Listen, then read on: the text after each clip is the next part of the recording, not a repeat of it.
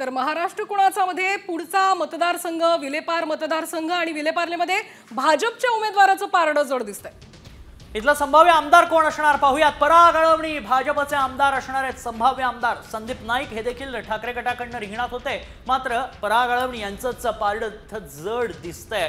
संभाव्य आमदार ते असण्याची दाट शक्यता एक्झिट पोल हेच सांगतोय। तर पराग अळवणी हे संभाव्य आमदार असण्याची नेमकी काय कारण आहेत ते जाणून घेऊयात आमचे प्रतिनिधी भाग्यश्री भुवड यांच्याकडनं।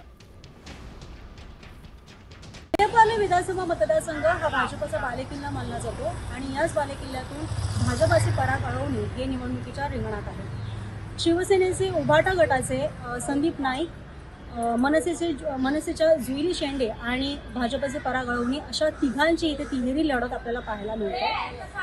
भाजपचे पराग अळवणी हे विद्यमान आमदार सुद्धा या मतदारसंघातून आहेत, त्यामुळे त्यांना इथले स्थानिक मुद्दे, स्थानिक प्रश्न, स्थानिक समस्या इथल्या लोकांच्या माहिती असल्या कारणाने हा त्यांच्यासाठी नवा चेहरा नाही आहे। मात्र उभाटा गटाचे जे संदीप नाईक आहेत हा नवा चेहरा आहे, त्यामुळे त्यांच्याबद्दलचं हवं तसं वातावरण या मतदारसंघात आपल्याला पाहायला मिळत नाही।